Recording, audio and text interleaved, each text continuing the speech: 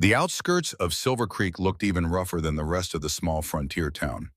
A strip of hard-packed earth where traveling fairs set up whenever they drifted through, dotted with torn canvas tents held up by mismatched poles, crude stalls selling cheap trinkets, and horses tied to splintered rails. Dust drifted constantly across the ground as if nothing ever settled here for long. The Wyoming heat pushed down without relief, making tempers short and laughter sharp. The smell of sweat, animal hide, spilled whiskey, and old timber clung to everything. Mason Reed stepped through the fairground at a careful pace, his boots landing heavily, his hat angled low to keep the glare out of his eyes. He carried the look of a man who had been on the move for a long time. Coat faded from sun, shirt collar frayed, a scar running along his jaw like an old reminder of the life he used to live. His Colt single-action army hung at his hip, worn smooth at the grip from years of use. The holster showed the subtle marks of a man who had drawn that weapon more times than he cared to remember.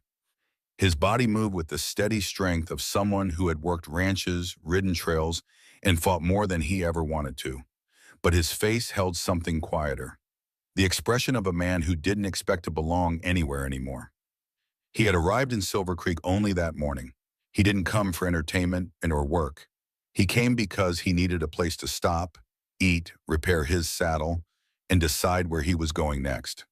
He had no mission except survival and perhaps the faint hope of finding a place that didn't remind him of what he had lost. A group of working girls called to him from beside the saloon tent, their faces painted bright against the drab surroundings. Mason touched the brim of his hat in polite acknowledgement, but kept walking. One of the women whispered something to her companions that made them laugh. Mason didn't react. He'd heard it all before. He didn't want people. He didn't want noise. But noise found him anyway. Shouting grew louder near the center of the fair where a crowd of men gathered around a raised wooden platform made of cheap boards hammered together in a hurry. Laughter rolled through the air, not friendly, not amused, but coarse and mocking. Mason slowed, not because he was curious, but because something in the tone of that laughter made him uneasy. He had heard that kind of sound before in mining camps, outlaw towns, and army posts, usually when someone weaker was being cornered.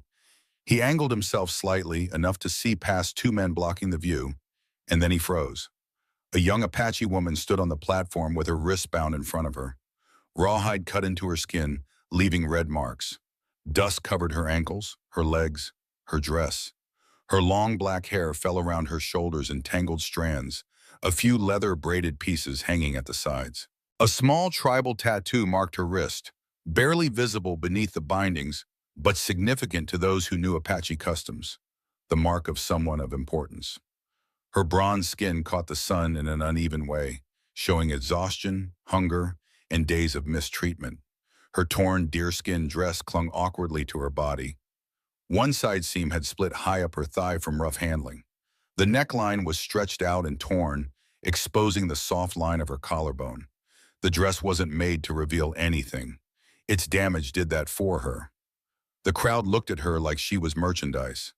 But Mason didn't stare at her dress or her curves or the way the men leaned in to get a better look. He focused on her eyes, dark brown, distant, hollow. Eyes that didn't fight anymore. Eyes that reminded him of men he'd seen on battlefields right after they realized they weren't going home. Something tightened in his chest, a mix of anger, guilt, and an instinct he didn't even recognize at first. Protectiveness, the kind that didn't flare, but settled in heavy and cold. The showman strutted across the platform, waving a pistol and calling out loud enough for half the fair to hear. 3 bottles, 3 shots. Win the Apache girl. The crowd cheered. Mason felt his jaw lock. His mind worked quickly, not with panic, but with controlled awareness, the same way it used to when a situation was about to turn ugly, and he had to decide whether to walk away or step in. Deep down, he already knew he wasn't walking away. His heartbeat picked up, steady but hard. Something about the woman, the way she held herself upright despite humiliation, the quiet in her stare pulled him in before he could stop it. He took in everything at once. The men pressing forward, some drunk, some excited. The showman enjoying the cruelty, the woman breathing slowly like she was trying not to show fear. Mason didn't like to interfere in other people's business. He learned that getting involved often made things worse. But this wasn't business. This was wrong, plain and simple. And leaving her there would stay with him long after he rode out of town. He stepped toward the booth. If anyone noticed the change in the air around him, they didn't show it. But Mason felt it, his body shifting into the same steady focus he used to get when things turned dangerous. His hands didn't shake. His breath stayed even. The years on the trail had worn him down, but they hadn't taken his aim. The showman noticed him approaching and brightened instantly. "Well now," he yelled, "looks like we got a quiet one. Who wants to try?" Mason didn't answer. He reached into his coat, pulled out a silver dollar, and placed it on the table without looking at the man. He didn't like gambling, and he didn't like playing games, but he understood the rules here. The girl wouldn't walk off that platform unless he followed them. The man slid a pistol toward him, an old, poorly maintained weapon with a loose cylinder and too much grit in the chamber. Mason lifted it, tested the balance, and raised it with smooth practiced control of a man who had fired more than his share of guns. No showmanship, no hesitation. The crowd fell quiet, sensing something different. Mason aimed, his thoughts narrowed. Don't miss. Don't drag this out. End it fast. The first shot cracked through the air and shattered the bottle instantly. A few men cursed under their breath. Mason realigned the barrel with almost mechanical precision. Second shot, another clean break. Voices shifted from amusement to tension. The third bottle wavered in the breeze, but his grip stayed steady. He breathed out slowly and fired. The last bottle exploded into fragments that scattered across the platform. Silence hit the yard. Nobody cheered, nobody joked, they just stared. The showman forced a smile and raised his hands. "Well, well," he said loudly. "Looks like the lady's got a new—" Mason cut him a sharp look that made the man stop mid-sentence. He walked forward with controlled steps, aware of the eyes on him, aware the woman was still standing rigid, waiting for whatever came next. The showman hopped down and sliced the rawhide around her wrists, but he shoved her forward as he did it, treating her like livestock. "Don't touch her again." Mason's voice came out low and dangerous. The showman stopped cold. The woman held her wrists close to her chest, rubbing them gently. She didn't run. She didn't speak. She just looked at Mason with a mixture of fear, confusion, and something deeper he couldn't place. She had seen men win things before. She had likely been one before. She didn't know what he expected from her. Mason didn't move closer. He didn't reach for her arms. He kept his hands at his sides, open and empty. "You walk with me if you want," he said quietly, watching her reaction with careful attention. "You're not owned. I'm just getting you out of here." She stared at him for a long moment, searching for the trick, the trap, the part where he became like the others. But his face didn't change. No hunger, no pressure, no demand, just steady, tired patience. Finally, she gave a small, uncertain nod. Mason stepped aside so she had space to walk on her own. When she moved past him, she didn't touch him, but she stayed close. Close enough to show she wanted to leave the crowd, but not close enough to show trust. He didn't rush her. They walked slowly toward the edge of the fair, the noise fading behind them, the dust settling around their feet. And as they crossed into the quieter part of Silver Creek, Mason felt the weight of a decision settle on his shoulders. One that he didn't regret, but one he knew would change the course of his life in ways he wasn't ready to admit.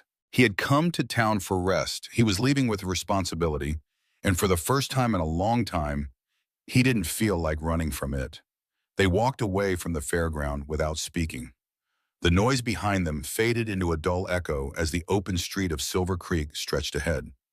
The town wasn't big, just a scattering of wooden storefronts, weather-beaten signs, and a few men leaning against posts watching everything that moved.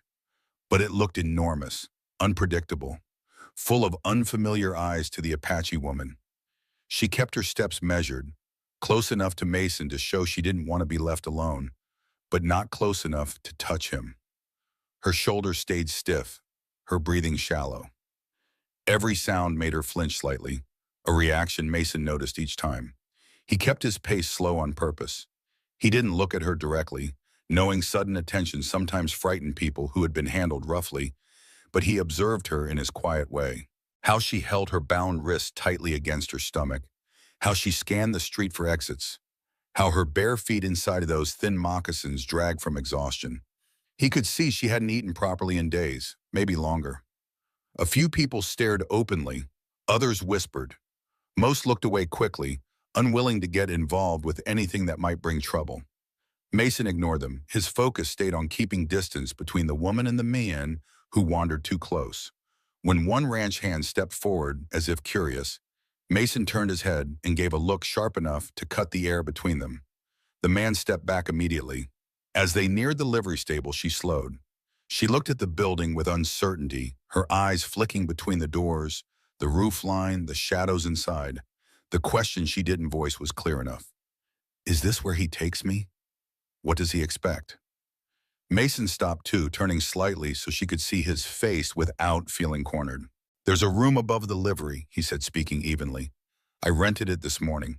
You can rest there. No one will bother you. Her eyes narrowed with suspicion, not anger but caution. She had likely been promised safety before. He continued quietly.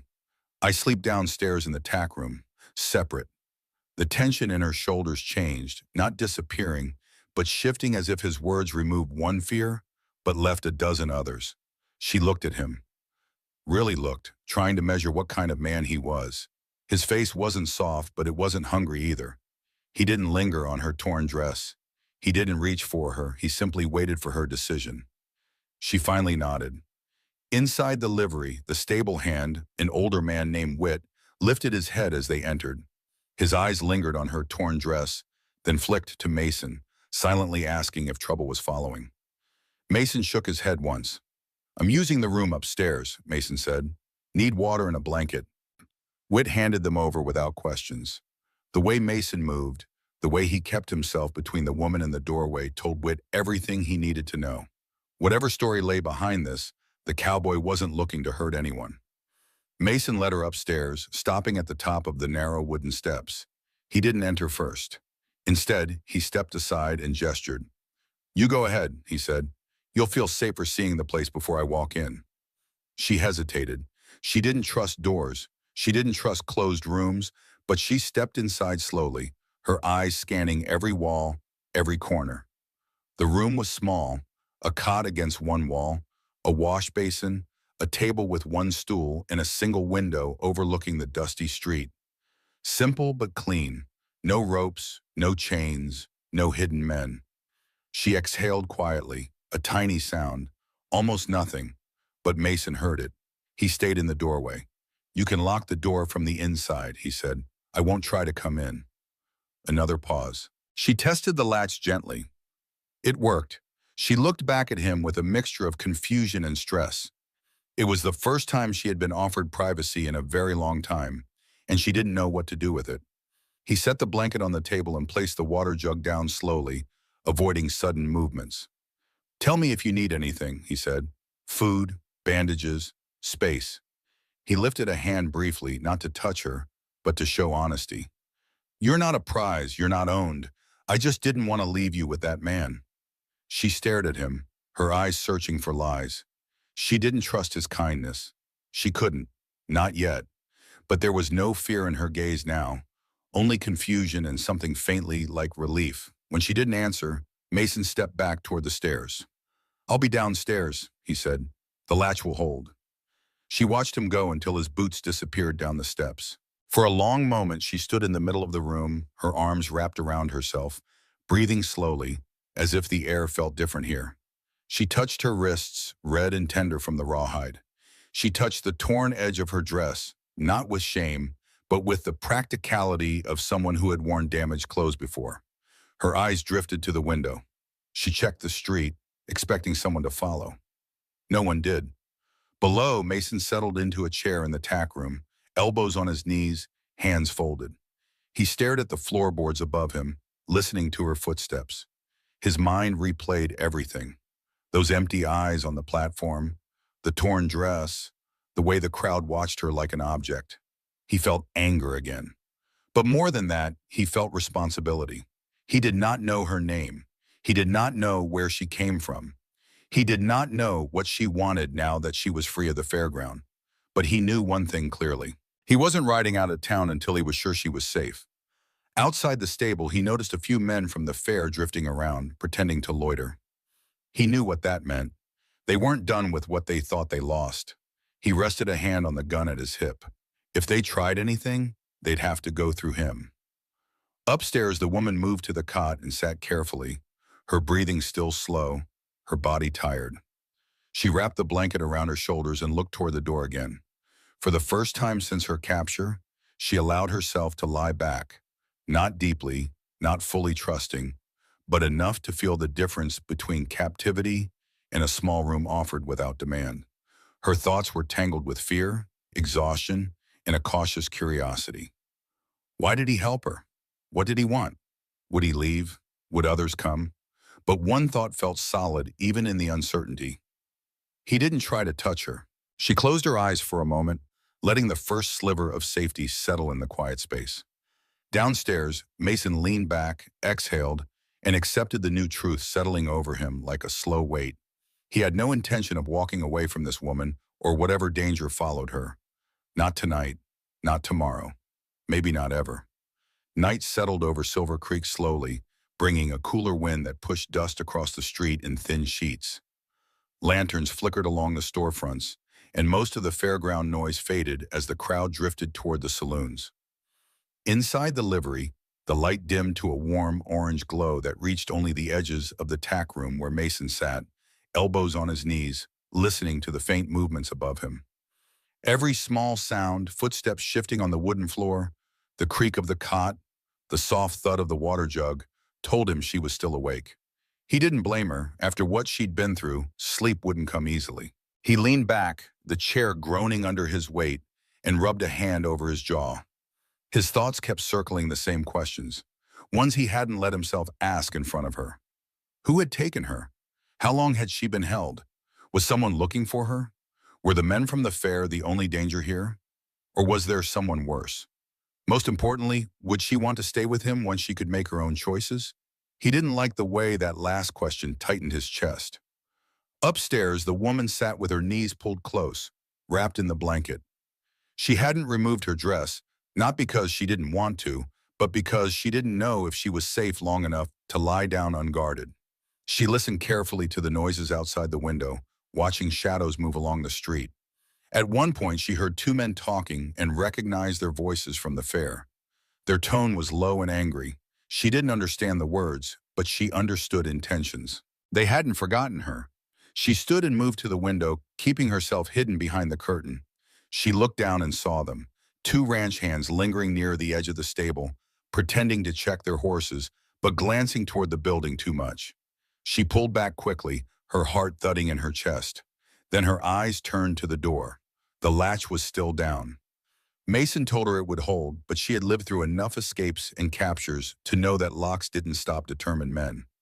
She moved toward the stairs, stopping halfway down where she could see Mason without needing to go all the way into the room.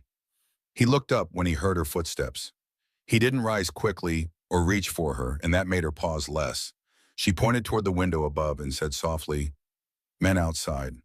His jaw tensed, and he stood, the movement slow and controlled, so she wouldn't flinch. "Same ones from the fair?" he asked. She nodded once. Mason stepped past her to the front of the stable doors and pushed them open enough to see the yard. The men were exactly where she said, leaning against the rail, pretending to smoke, staring at the building every few seconds. Mason watched them for a moment with the calm calculation of someone who had handled trouble before. Then he shut the doors quietly. "They won't come inside with wit here," he said, "but they might try something after he closes up." She didn't understand every word, but she understood the worry in his tone. She stepped back slightly, not out of fear of him, but because she didn't want to be in his way. Mason looked at her hands. They were trembling, barely, but enough for him to notice. "You hungry?" he asked, keeping his voice soft. She hesitated. Hunger was a vulnerable answer, but she nodded. He motioned gently toward the stairs. "Stay in the room, I'll bring food up." Her eyes narrowed with uncertainty, not distrust but habit.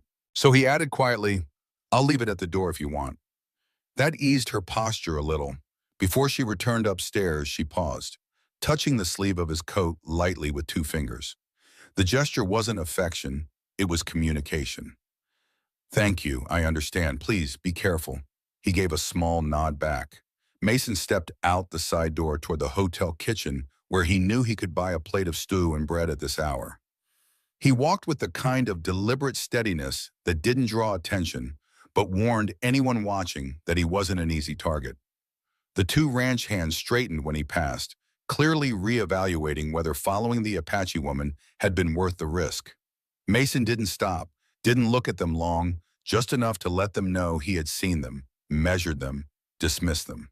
Inside the kitchen, he paid for the food, wrapped it, and headed back quickly. The whole time, he kept the woman in his thoughts. The way she had scanned exits, the way she had braced herself when he stepped too close, the way she looked half-starved and half-frozen in that torn dress. When he returned, he found Whit locking up the front doors for the night. "You bring trouble with you?" Whit asked under his breath. "Not if they're smart," Mason replied. Whit snorted and headed home. Mason waited until his footsteps faded before he entered the stable and climbed the stairs. He stopped at the door and knocked once. "Food," Mason called softly. There was a moment of silence. Then the latch clicked. The door opened only a small amount, just enough for her hand to reach through and take the bowl and bread. She didn't open the door fully. She didn't trust that yet. Mason respected it. As she pulled the food inside, he spoke in a low tone that wouldn't carry. "I'll stay in the tack room until morning. No one will come up here. If anyone tries, you shout. I'll hear you." The door closed slowly, not with fear, but with thoughtfulness. She was considering his words, measuring them, deciding whether she believed him. Inside, she sat on the edge of the cot and ate cautiously, quietly, savoring each bite like someone who had gone days without meals she could finish peacefully. Her hands steadied as she ate. Her breathing slowed. For the first time since her capture, she felt the slightest bit of control returning to her. Downstairs, Mason stretched out on the cot in the tack room, hand behind his head, listening for sounds outside. Every time footsteps approached the stable, he stiffened and reached for his gun. But the men didn't try anything. Not tonight. Still, he kept one eye open. Sleep didn't come easy for either of them. The woman lay awake upstairs, trying to understand her own fear and her growing curiosity about the quiet man downstairs. Why he helped her. Why he kept his distance. Why he didn't ask for anything. Mason stayed awake, wondering how far he was willing to go to protect her. Both of them strangers hours ago now lay under the same roof, listening for danger and wondering what tomorrow would bring. Neither knowing that their lives had already begun to shift in ways neither had planned. And somewhere outside in the dark edges of Silver Creek, the men from the fair weren't finished watching. Dawn broke pale and cold over Silver Creek, spreading a soft gray light across the empty street. The fairground was silent now, canvas tents sagging after the long night, dust settled in thin layers over everything. Inside the livery, Mason opened his eyes before the sun fully rose. He hadn't slept much. Every shift of wind against the stable walls, every creak of wood had kept him half alert. He listened first, an old habit, checking for footsteps outside or movement upstairs. When nothing sounded wrong, he stood slowly, stretching stiff muscles that had grown too used to sleeping in uncomfortable places. Upstairs, he heard faint movement, not the panicked sounds of someone trying to escape, just soft steps, the kind that meant she had been awake for a while. Mason climbed halfway up the stairs and stopped at the landing so she could hear him but not feel crowded. "I'm making coffee," he said quietly. "If you want some, I'll leave a cup by the door." There was a pause, then the muted sound of the latch lifting. The door didn't open all the way, only enough for her to look out with cautious eyes. Her hair was loose now, falling over her shoulders in a heavy black sheet. She still wore the torn dress, but she had wrapped the blanket around her waist to cover the split seam. Her expression was guarded, but less hollow than yesterday. "Coffee?" she echoed softly, testing the English word. He nodded once. "Hot helps clear the morning." She considered this, then gave the smallest nod, not of trust, but of acceptance. She disappeared back into the room and Mason went downstairs to start the fire. As the smell of boiling coffee drifted through the stable, she stepped quietly around the upstairs room, inspecting her surroundings again in morning light. She checked the window, the door, the walls, making sure no one had come in while she slept. The fact that everything was untouched brought a feeling she hadn't felt in a long time. caution mixed with a surprising calm. She ran her fingers along the bruises at her wrists, the marks left by the rawhide. They were dark purple now. She wasn't used to someone removing bindings without replacing them with something else. Her thoughts moved cautiously through the events of yesterday, trying to understand the cowboy downstairs. He hadn't watched her the way other men did. He didn't demand anything, didn't touch her, didn't even stay near her door. Why? Downstairs, Mason poured 2 tin cups of coffee, carrying one up to the landing. He set it gently on the floor, then stepped back down a few steps to give her space. The door opened again, just enough for her to extend her arm and take the cup. Her fingers trembled slightly around the metal, but she held it steady. She lifted it to her nose first, smelling the bitter scent, then took a careful sip. The heat surprised her, and she swallowed slowly. Good? Mason asked. She nodded once, then repeated the word with more confidence. Good. He allowed himself a small, brief smile. She saw it through the cracked door and blinked as if unprepared for it. She closed the door again, but not abruptly this time. Mason went about feeding his horse and checking the stable yard. The morning brought a chance to see things clearly, and what he saw didn't sit right with him. Footprints in the dirt, fresh, leading toward the stable and back out. The distinct shape of 2 different boots. Someone had come close during the night. Whit arrived a few minutes later, whistling as he entered, but the sound cut short when he saw Mason crouched by the tracks. Those weren't here yesterday, Mason said. Whit frowned. Saw a couple fellas hanging around late. Thought they were drunk. Mason stood, brushing dust from his hands. They weren't drunk. Whit lowered his voice. You plan on keeping the girl here long? Mason didn't answer at first, not because he didn't know, but because the truth surprised even him. For now, he said finally, until I figure out what those men want. Whit held his gaze for a moment, then nodded. You do what you need to, just don't bring the whole town's trouble down on this stable. Mason almost said he couldn't promise that, but held his tongue. Instead, he went upstairs again, knocking lightly. When she opened the door a sliver, he spoke in a calm, even tone. I need to ask you something. She stiffened, not with fear, but with the instinct of someone who had been questioned before by people who didn't care about her answers. He kept his voice steady. Those men outside, they followed you from somewhere before the fair.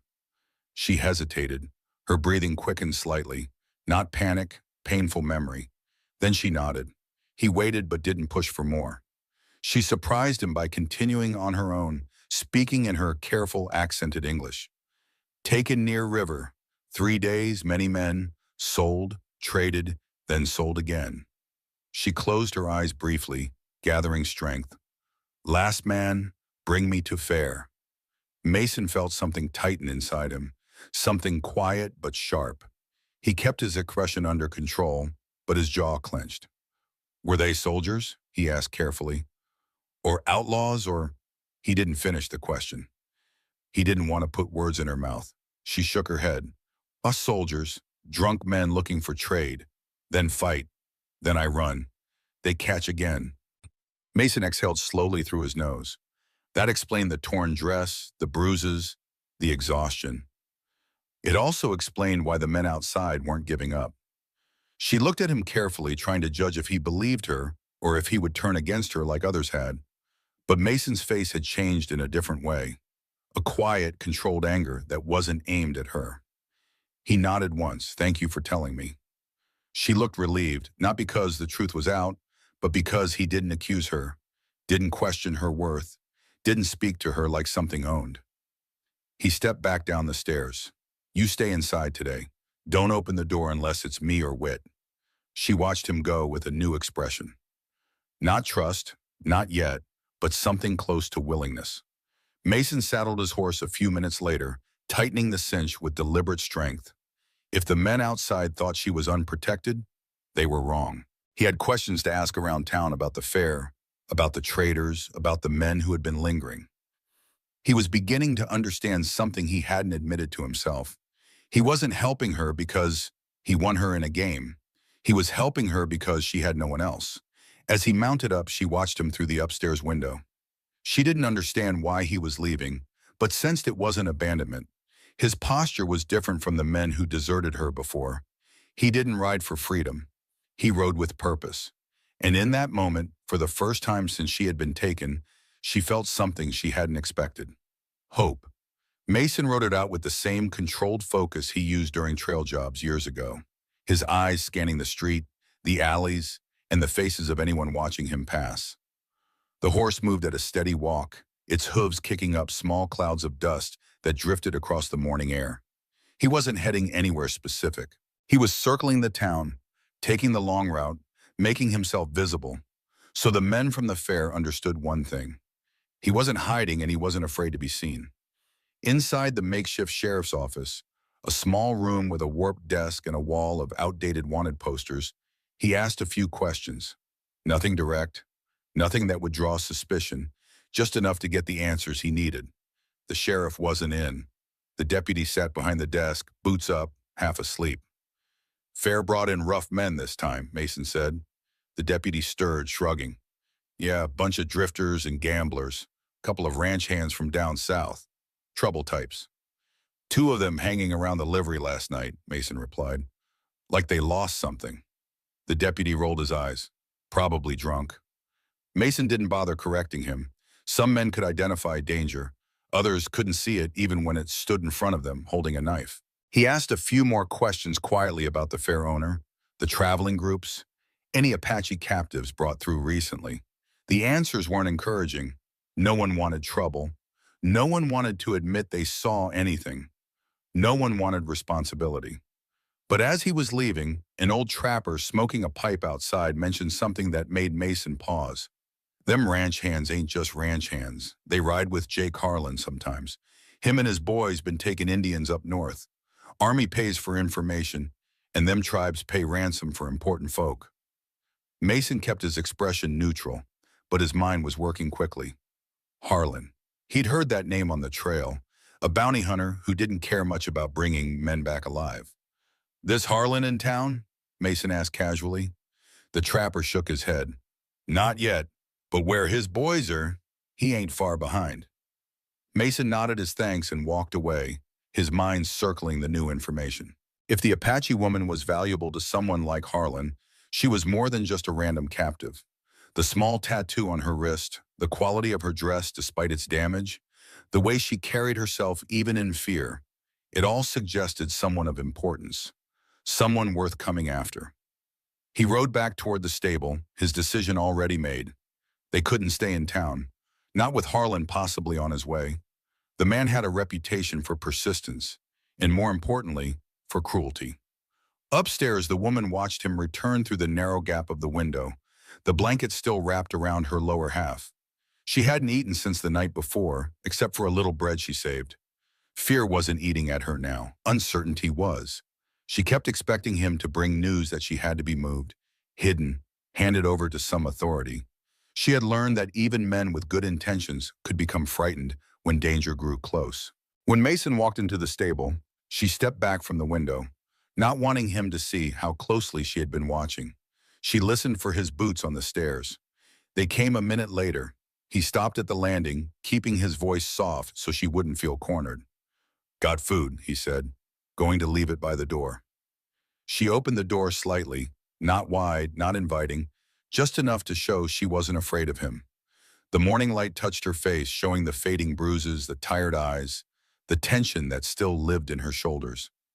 He held out the plate. Eggs, beans, bread. She hesitated, then took it carefully. There's something I need to tell you, he said. I asked around town, enough to get answers. She braced, her fingers tightening around the plate. You're not wanted for anything, he said. No bounty, no lawmen looking. The men who took you weren't part of a gang anyone recognizes.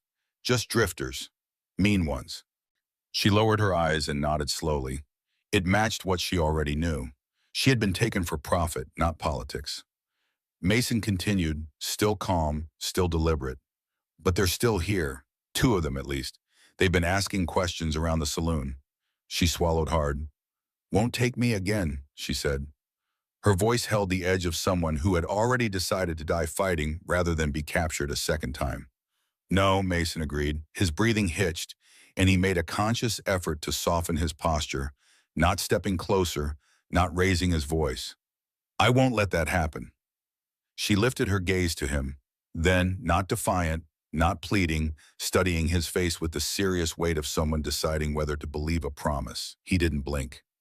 "You're safe here," he said, "but this town won't stay safe for long. Too many strangers, too many eyes." She understood his meaning. Staying would draw trouble. Leaving would risk everything. He looked toward the street through the window behind her. "There's a cabin of mine west of here. About a day's ride, remote, quiet. Nobody finds it unless they're looking hard." She stiffened, not with fear of the cabin, but with the sudden realization that he was offering more than a hiding place. He was offering responsibility, protection, work, supplies, and risk all at once. "You want me to go?" she asked carefully. He shook his head once. "Not want. I'm asking if you feel safer away from town. Your choice." She didn't speak at first.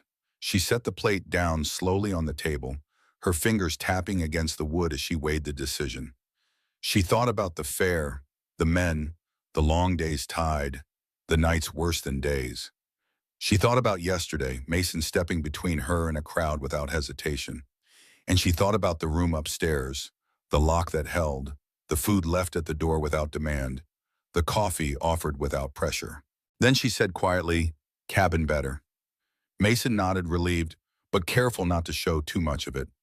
"We can leave at first light tomorrow," he said. "Travel slower with supplies and only one horse. But we'll make it." Her eyes flicked up sharply. "One horse?" "Yes." She looked away for a moment, remembering the forced rides, the rough hands, the men who used proximity as an excuse for harm. Her stomach tightened. Mason noticed the flash of fear and addressed it immediately. "You'll ride in front," he said. "Not behind. I won't crowd you. You set the pace, Wurigamum." Her shoulders loosened slightly. "And if you prefer," he added, "I can walk beside the horse until you're comfortable." She stared at him again with that searching look, trying to find a crack in the offer, but his face stayed steady.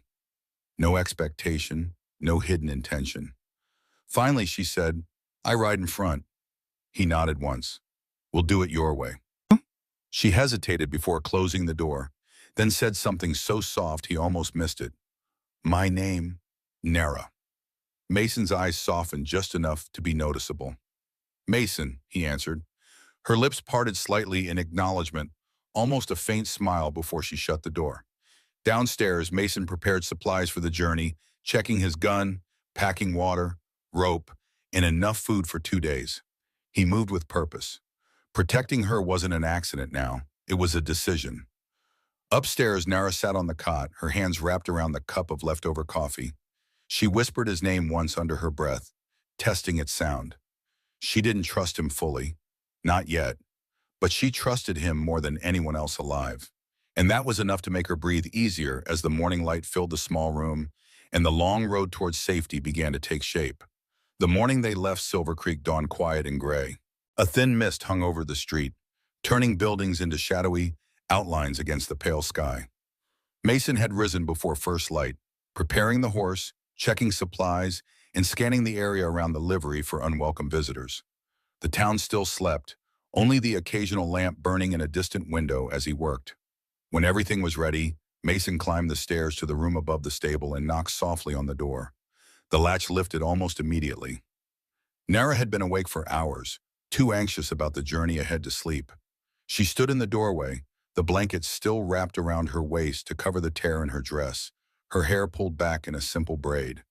Her eyes showed no trace of sleep, but held something new. Determination replacing the hollow emptiness Mason had seen at the fairground.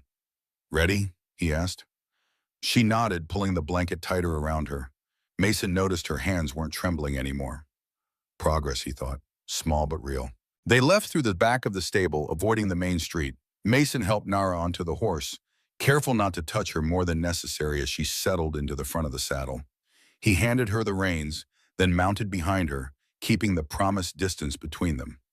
She sat stiff, her back straight, but didn't flinch when he reached around to take the reins. The fact that she allowed even this much proximity told Mason Mum how desperate she was to leave Silver Creek behind. They rode west, out of town, as the first pale threads of sunlight began to spread across the horizon. Mason kept the horse at a steady walk, mindful of Nara's comfort.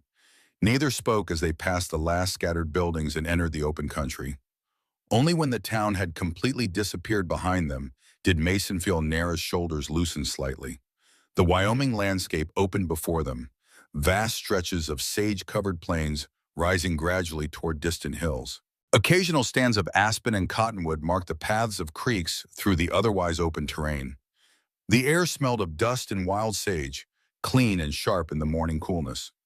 Mason guided the horse along game trails rather than the main road, wanting to avoid other travelers. He knew these lands well enough to navigate without marked paths. Years of working trail jobs had given him an instinctive sense of direction and an eye for reading the land. As they rode, he began sharing this knowledge with Nara, partly to ease the silence between them, partly to help her understand their surroundings. "See those clouds building in the west?" he said, pointing toward the horizon. "Flat bottoms, rounded tops, rain by afternoon but not a heavy storm, just enough to settle the dust." Nara followed his gaze, studying the distant clouds. She nodded, showing she understood. "Wind changes direction," she said quietly, surprising him with her observation. "Smell different." Mason raised his eyebrows slightly. He hadn't noticed the wind shift yet, but he trusted her senses. "You know weather patterns?" "Apache watch sky," she replied. "Know when storms come, when water falls, when to move camp." It was the most she had spoken at once, and Mason took it as another small victory. As the morning progressed, the sun climbed higher, burning away the last traces of mist.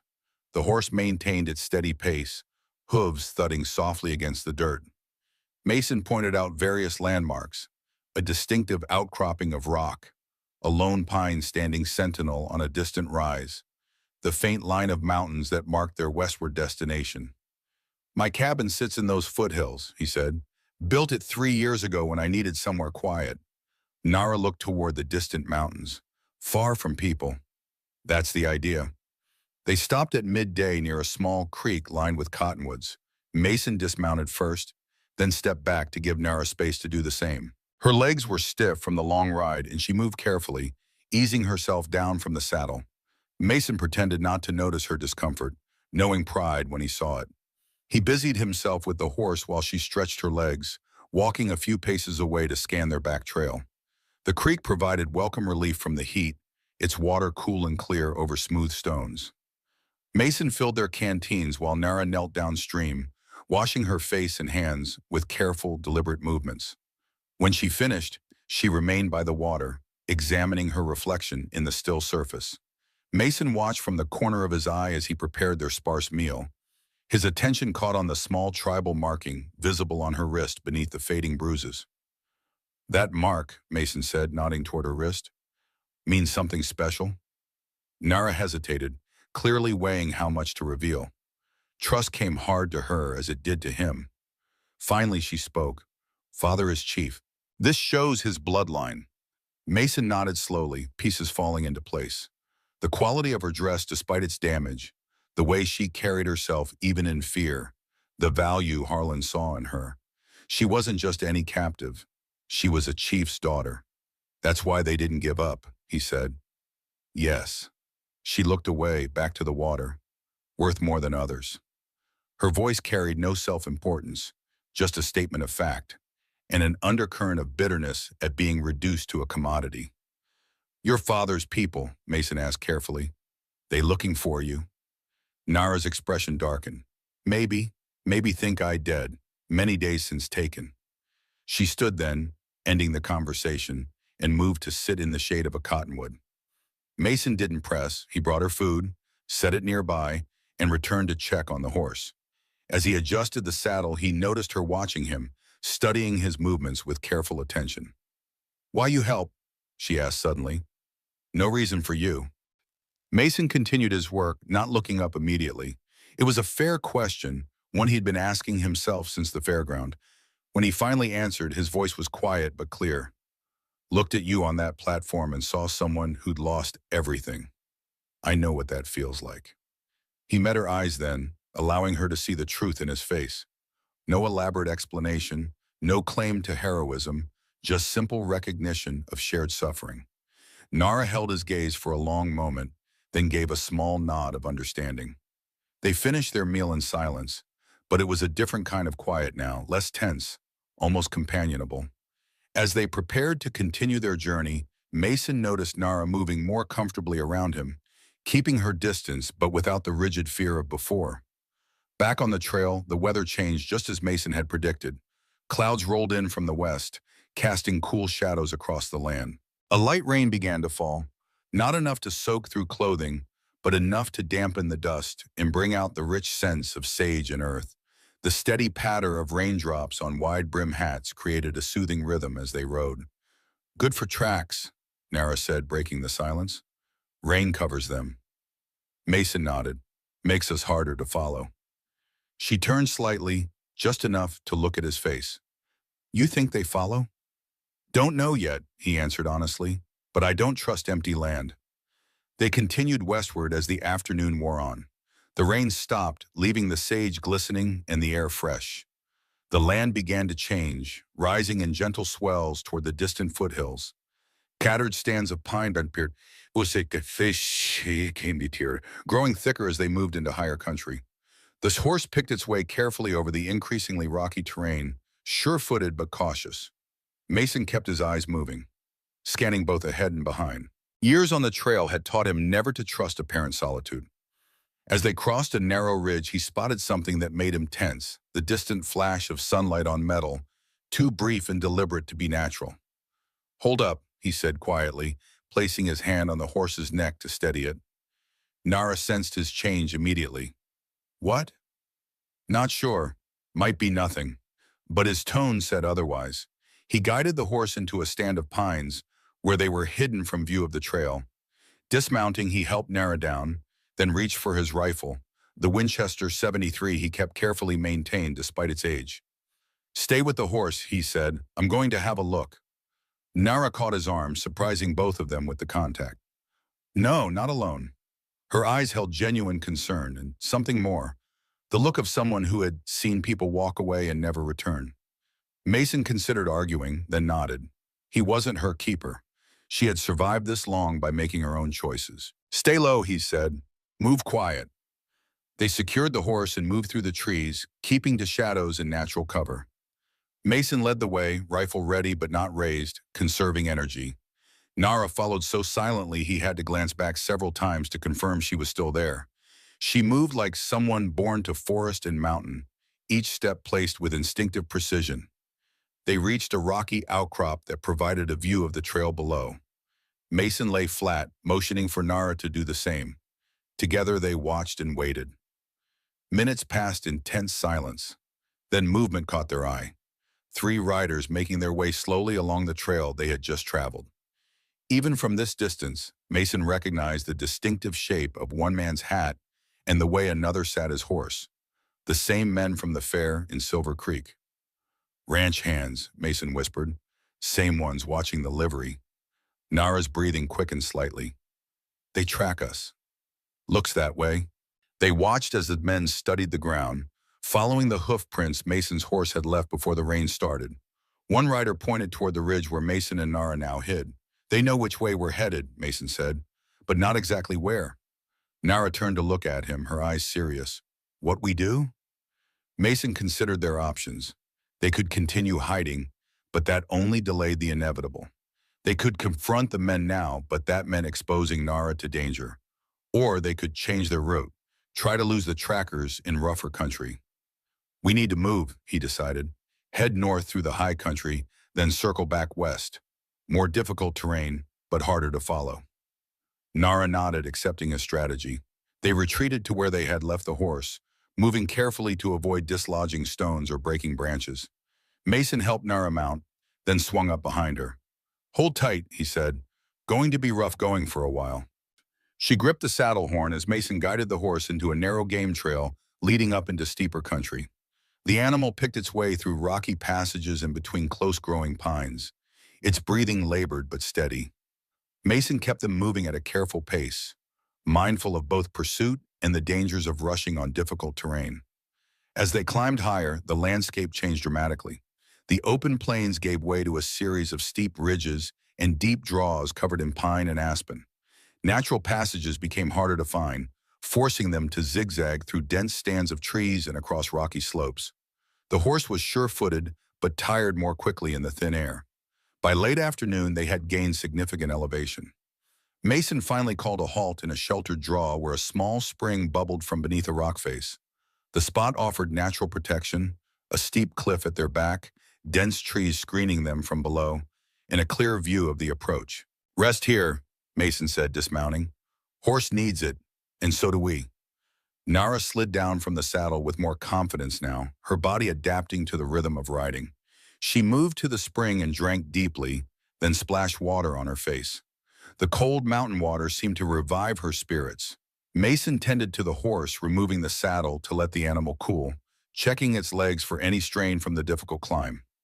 He worked methodically, his mind focused on what lay ahead.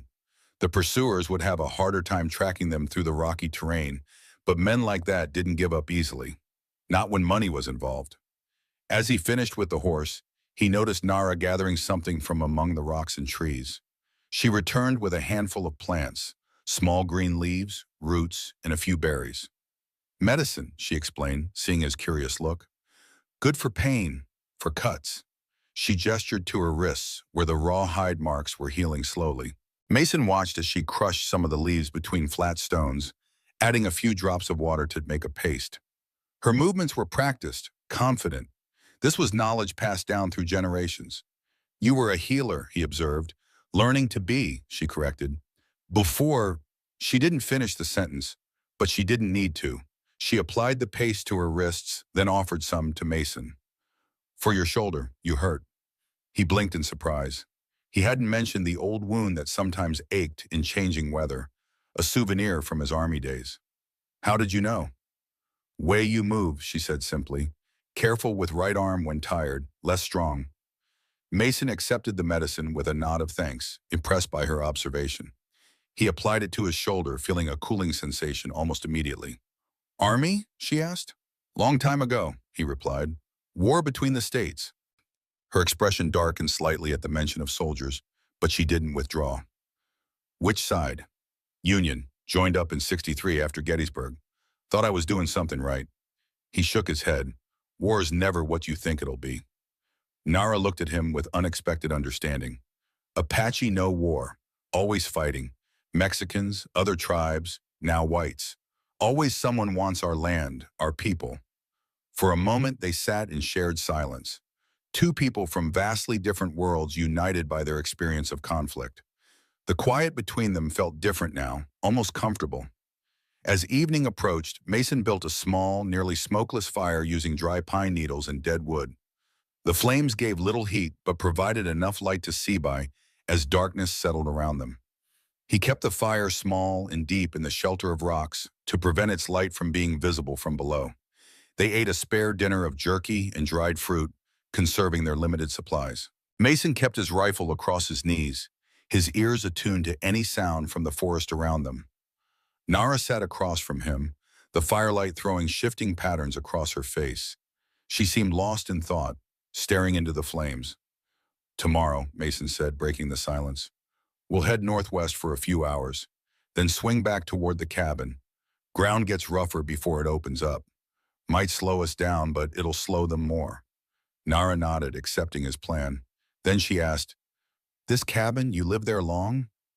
"Built it 3 years ago. Don't stay there all the time. Trail work takes me away months at a stretch." She studied his face in the flickering light. "Lone always?" The question struck deeper than she likely intended. Mason looked away into the darkness beyond their small circle of firelight. "Not always," he said finally. "Had a place before, in Montana territory." He hadn't shared this story in years. The words felt strange in his mouth, like artifacts from another life.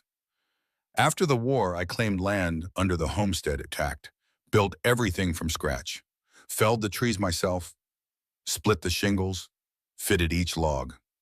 His eyes took on a distant look. "Elizabeth, my wife, she planted an apple orchard that first spring. Said it was an act of faith." Mason's voice softened. "Our son Thomas loved to fish in the creek that ran through the property. Could sit there all day with just a wine and a can of worms. He fell silent. Nara waited, offering the rare gift of attentive silence. Influenza swept through that spring, he said finally.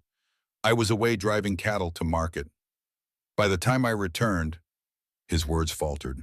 I buried them beneath the tallest pine on the western ridge, where they could see the sunset. The words hung in the night air, stark and heavy.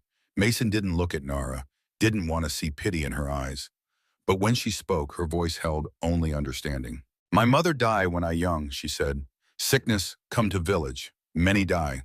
Father say I have her strength, her knowledge of plants. She looked down at her hands, her voice softening with memory. He teach me be strong for our people. Mason looked at her then, seeing not just a captive he had rescued on impulse, but a woman who carried her own burdens of loss and responsibility. Their eyes met across the small fire, and something shifted between them. A recognition, an acceptance. We should rest, Mason said after a moment. Long day tomorrow. Nara nodded, wrapping her blanket around her shoulders against the mountain night's chill. Mason took first watch, positioning himself where he could see the approach from below while still keeping the fire between them. As the night deepened, stars emerged in breathtaking clarity, the mountain air crystal clear above them. Mason watched Nara drift into an uneasy sleep, her body curled tight beneath the blanket, her face finally relaxed in slumber. The responsibility he felt toward her had changed somehow, become something more complicated than simple protection. He turned his attention back to the darkness, listening to the night sounds of the mountain, the soft hoot of an owl, the distant yip of coyotes, the whisper of wind through pine needles. Behind these natural sounds, he strained to hear anything out of place. The clink of tack, the scrape of boot on stone, the whinny of a horse. But the night remained peaceful, at least for now. Hours later, when the moon had climbed high, he gently woke Nara for her turn at watch.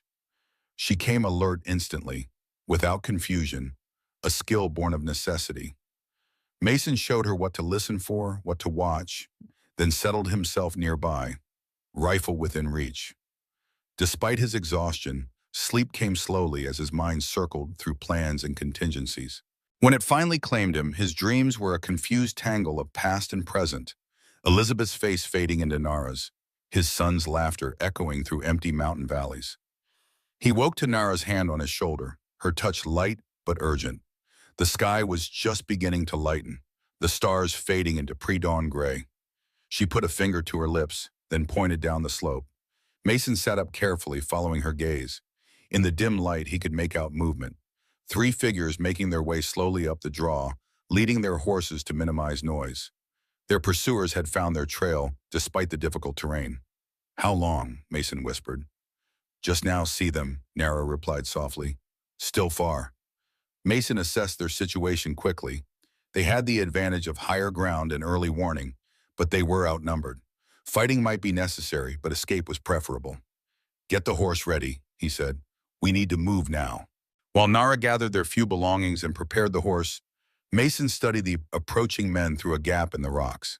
He recognized 2 from Silver Creek, but the third was new, a taller man who moved with the confident ease of someone used to tracking and hunting. The way the others deferred to him marked him as their leader. That's him, Nara whispered, suddenly beside Mason. Her voice held a new tension. Harlan. Mason glanced at her, surprised. You know him? Her eyes never left the distant figure. He buy me from others. He who bring to fair. The hatred in her voice was controlled but absolute. Mason understood immediately. This wasn't just about money for Nara. It was about facing the man who had treated her as property. We're not fighting them here, Mason said firmly. Too risky. We go up and over the ridge, then down the other side. Terrain's in our favor. Nara looked like she wanted to argue but nodded instead. They moved to the waiting horse, Mason helping her mount before swinging up behind her. The animal sensed their urgency, shifting nervously beneath them. Mason guided the horse up a nearly invisible game trail that snaked through dense pines toward the ridgeline. They moved as quietly as possible, but on the rocky ground, complete silence was impossible. Behind them, shouts indicated their pursuers had spotted their movement. Ride hard now, Mason said, urging the horse to a faster pace. The animal responded gamely, picking its way up the steep trail with determined strides. Mason kept his weight shifted back, giving the horse better balance on the climb. Nara leaned forward, her body moving in rhythm with the animal's efforts.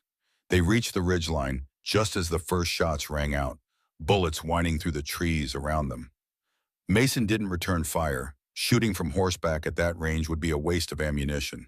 Instead, he focused on getting them over the ridge and down the other side where the dense forest would provide better cover. The descent was more treacherous than the climb, the trail narrower and steeper. Mason gave the horse its head, trusting the animal's instincts more than his own judgment on the unfamiliar slope. Nara held tight to the saddle horn, her body tense but controlled.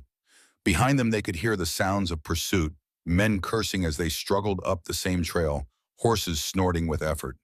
The delay gave Mason and Nara precious minutes of lead time, enough to reach the bottom of the slope and enter a narrow canyon that cut through the next ridge.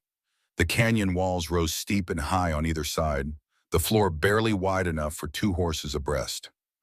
A shallow stream ran down its center, the water splashing around the horses' fetlocks as they followed its course. Mason kept them moving at a steady pace, knowing the canyon offered both protection and risk. It shielded them from gunfire but allowed only forward movement. "How far to end?" Nara asked, her voice tight with concern. "Mile, maybe less," Mason replied. "Opens into a valley. More cover there." They continued through the canyon, the horses' breathing growing labored with sustained effort. The sounds of pursuit grew distant behind them. Their lead was increasing. Mason allowed himself a moment of cautious optimism. Then the canyon took a sharp turn, and Mason pulled the horse up short. Ahead, a massive tree had fallen across the narrow passage, its trunk too high to jump, its position leaving only the smallest gap to pass through on foot. A natural obstacle, but it might as well have been a fortress wall. "Have to go around," Nara suggested, scanning the steep canyon walls. Mason shook his head. "No time, they'll be here soon." He dismounted quickly, helping Nara down. "We make a stand here." She looked at him with alarm. "3 men, guns, and one narrow approach," Mason countered, already moving toward the fallen tree. "Makes the numbers more even." Understanding dawned in Nara's eyes. The bottleneck of the canyon and the natural barricade of the tree created a defensible position. She followed Mason to the tree, helping him drag dead wood and brush to strengthen their cover. Mason positioned himself at a small gap in the barrier, rifle ready. He checked his revolver, making sure it was fully loaded, then handed Nara his hunting knife. "Last resort," he said, meeting her eyes directly. "If they get past me." She took the knife, her expression solemn. "They won't take me alive again." Mason nodded once, understanding the promise she was making to herself. Then he turned his attention to the bend in the canyon where their pursuers would appear. They didn't have to wait long. The sound of horses splashing through the stream grew louder, and then 3 riders came into view around the bend. They pulled up short when they saw the barricade. "That's far enough," Mason called out, his rifle trained on the center rider. The men spread out as much as the narrow canyon allowed. The one in the middle, Harlan, studied the barricade with calculating eyes. He was older than Mason had expected, perhaps 50, with a weathered face and cold gray eyes. He wore a battered cavalry hat and a long duster, the bulge under his arm indicating a shoulder holster in addition to the revolver at his hip. "Don't recall inviting company on this trip," Mason said, his voice carrying the false calm that preceded violence. Harlan smiled without warmth. "Mason Reed, heard you'd quit the bounty trade." The familiarity of his tone caught Mason off guard. "We know each other?" "Crossed paths once or twice," Harlan replied. "I remember men who can shoot." He nodded toward the barricade. "You've got something that doesn't belong to you." "The lady disagrees." Harlan's smile widened. "Lady? That's an Apache squaw, Reed. Chief's daughter, worth 500 to the right people. Army's paying good money for leverage with the tribes." He leaned forward in his saddle. "I'll split it with you. Fair deal." Behind the barricade, Mason felt Nara tense at the words. He kept his voice level. "She's not for sale. Turn around, ride out. Simple as that." Harlan's expression hardened. "Nothing simple about it. I tracked that girl for 10 days before those idiots at the fair lost her. She's mine by right of capture. He patted his revolver. Don't make me come take her. You're welcome to try, Mason replied, his fingers settling more firmly on the trigger. For a long moment, tension hung in the air, thick as summer storm clouds. Then Harlan made a slight gesture, and the man to his right reached for his rifle. Mason fired first, his bullet striking the man's shoulder, spinning him backward off his horse. The animal bolted, splashing wildly up the canyon. The second man got off a wild shot that splintered wood beside Mason's head. Mason worked the lever on his Winchester and fired again, more deliberately this time. The bullet caught the man in the chest. He slumped forward over his saddle horn, then slid slowly to the ground. Harlan had drawn his revolver but held his fire, calculating odds that had suddenly turned against him. Two men down in as many seconds told him everything he needed to know about Mason's skill. "This isn't over, Reed," he called, backing his horse away from the fallen men. "That girl's worth more than you know." "She's not worth dying for," Mason answered. "Not today." Harlan's face twisted with anger, but he continued backing his horse away. "I'll find you," he promised. "Wherever you're headed, I'll be right behind." Then he wheeled his horse and galloped back down the canyon, leaving his wounded companions behind. The injured man struggled to his feet, clutching his bleeding shoulder. He looked at his dead companion, then at the barricade where Mason's rifle remained trained on him. Without a word, he staggered after Harlan, disappearing around the bend. Mason kept his position for several minutes, making sure it wasn't a trick. Only when he was certain they were alone did he lower his rifle and turn to Nara. She stood rigid, the knife clutched in white-knuckled fingers, her eyes fixed on the place where Harlan had been. "He'll come back," she said, not a question, but a certainty. "Yes," Mason agreed, "but we'll be long gone by then." They worked quickly to clear enough of the barricade for the horse to pass through, then continued down the canyon. The valley beyond spread wide and green before them, scattered groves of aspen glinting silver in the morning light. They rode at a fast trot, putting as much distance as possible between themselves and the confrontation. Only when they reached the shelter of a large stand of trees did Mason call a halt. Nara's silence worried him. Since the canyon, she had barely spoken, her body tense against the saddle. "You all right?" he asked as he helped her dismount. She nodded, but her eyes were distant. "He said Chief's daughter. Worth 500. Her voice was flat, devoid of emotion. Just money to him. To all of them. Mason hesitated, then placed a gentle hand on her shoulder, the first time he had initiated contact between them. "Not to all of us." She looked up at him, really seeing him for the first time since the canyon. Something in her expression softened slightly. She reached up and briefly touched his hand on her shoulder, a gesture of acknowledgement and perhaps gratitude. "We keep going," she said with new determination. Mason nodded, relieved to see the spark returning to her eyes. "We keep going. Cabin's less than half a day's ride now." As they remounted and continued westward, the sun climbed higher in a sky washed clean by yesterday's rain. The land opened before them, wild and beautiful in its emptiness. Behind them, a man with cold eyes and a wounded pride plotted his next move. But for now, they rode together through golden morning light, two survivors making their way toward the promise of sanctuary.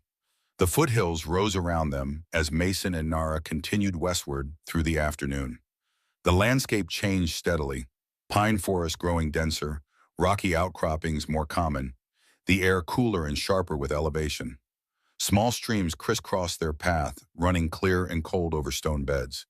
The horse moved steadily despite the challenging terrain, sensing perhaps that rest waited ahead. Nara had grown quiet again after their encounter with Harlan, but it was a different kind of silence than before. Not the hollow emptiness of defeat, but the tense alertness of someone preparing for what might come next. She scanned the horizon constantly, her body attuned to every sound in the forest around them. Mason recognized the vigilance of a warrior, not a victim. As the sun began its descent toward the western peaks, Mason guided them onto a barely visible trail that wound through a stand of ancient pines. The trail curved around a massive boulder and then suddenly opened onto a small clearing. There, nestled against the hillside and partially sheltered by overhanging rock, stood Mason's cabin. It wasn't large, a single room built of hand-hewn logs with a stone chimney rising from one side. A covered porch extended across the front, its roof supported by sturdy pine posts. Near the cabin stood a small lean-to that served as both woodshed and stable. A spring bubbled from the rocks behind the structure, feeding a small creek that wound across the clearing before disappearing into the forest. Mason drew the horse to a halt at the edge of the clearing. "Home," he said simply. Nara studied the cabin with careful attention, noting the defensible position against the hillside, the clear view of approaches, the proximity to water and shelter. Mason saw approval in her eyes. She recognized the practical wisdom in his choice of location. "Good place," she said. "Hard to find." "That's the idea." They dismounted near the cabin, both stiff from the long ride. Mason led the horse to the lean-to, removing its saddle and bridle, while Nara explored the perimeter of the clearing. She moved with growing confidence, her steps sure and purposeful, as she inspected the terrain around their sanctuary. Mason watched her from the corner of his eye as he tended the horse. The torn dress and blanket wrap couldn't hide the natural grace in her movements. She belonged in this wild country far more than he ever would, despite his years on the frontier. This was the land of her ancestors, and something in her seemed to awaken with each passing hour away from captivity. When the horse was settled with grain and fresh water, Mason carried their supplies to the cabin. The door creaked as he pushed it open, revealing an interior layered with dust from months of absence. Afternoon sunlight filtered through the single window, illuminating floating moats and golden beams. The cabin's furnishings were sparse but practical: a stone fireplace with cooking hooks, a table and chair made from split logs, shelves holding basic supplies, and a bed frame built into one corner, its straw mattress covered with a canvas tarp for protection. A chest against the far wall contained extra clothing, ammunition, and other necessities for extended stays. Mason set their supplies on the table, then began the process of making the cabin livable again. He opened the shutters to let in fresh air, swept the worst of the dust outside, and checked the chimney for obstructions before building a small fire to ward off the mountain evening's chill. Nara appeared in the doorway as he worked, watching him with curious eyes. She stepped inside cautiously, her gaze taking in every detail of the space.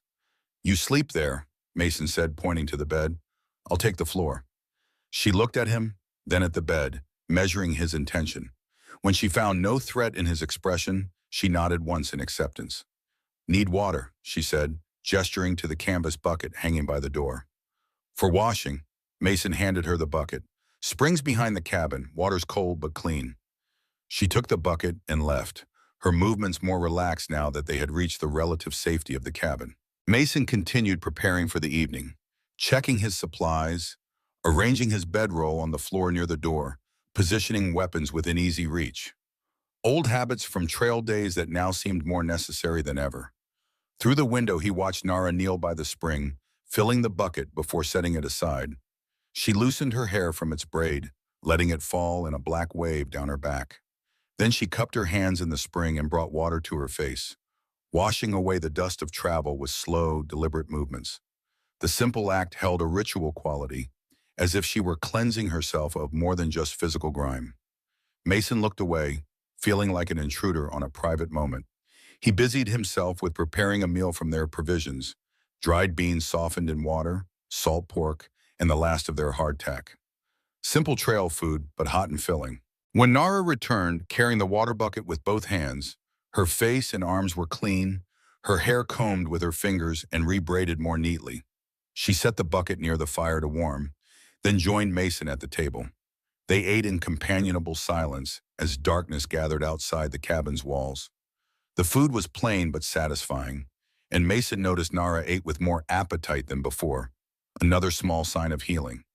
After they finished, Mason stoked the fire while Nara moved the now warm water to the far corner of the cabin. She looked at him expectantly. Understanding her need for privacy, Mason nodded and stepped outside onto the porch, closing the door behind him. The night had settled fully over the mountains, stars emerging in breathtaking clarity above the dark silhouettes of pines. Mason leaned against the porch post, listening to the night sounds of the forest, the distant call of an owl, the rustle of small creatures in the underbrush, the soft whisper of wind through needled branches. He found comfort in these sounds, in the wildness they represented. Here, far from towns and people, the world made a simple kind of sense. His thoughts turned to Nara, to the unexpected path that had brought them together. He had acted on instinct at the fairground, with no plan beyond removing her from immediate danger. Now they were bound in ways he hadn't anticipated, their fates entwined against a common threat. He found himself surprisingly at peace with this development. After years of drifting, of belonging nowhere and to no one, the responsibility felt like an anchor, rather than a burden. The cabin door opened behind him, spilling warm lamplight onto the porch boards. Nara stood in the doorway, transformed by her simple ablutions.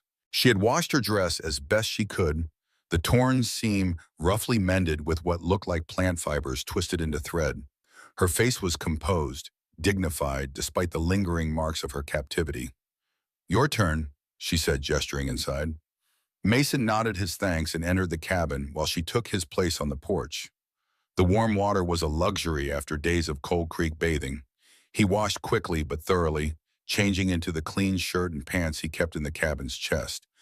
The familiar clothes, smelling faintly of cedar from their storage, brought a deeper sense of homecoming. When he had finished, he called softly to Nara. She returned inside, closing and barring the door against the night and whatever dangers it might hold. The single room felt different with both of them occupying it, smaller yet somehow more complete. The space between them charged with unspoken awareness of their unusual circumstances. Mason checked his guns one last time, a nightly ritual that had kept him alive through years of trail work. Nara watched his movements with interest as she settled onto the edge of the bed, her fingers absently tracing the tribal mark on her wrist.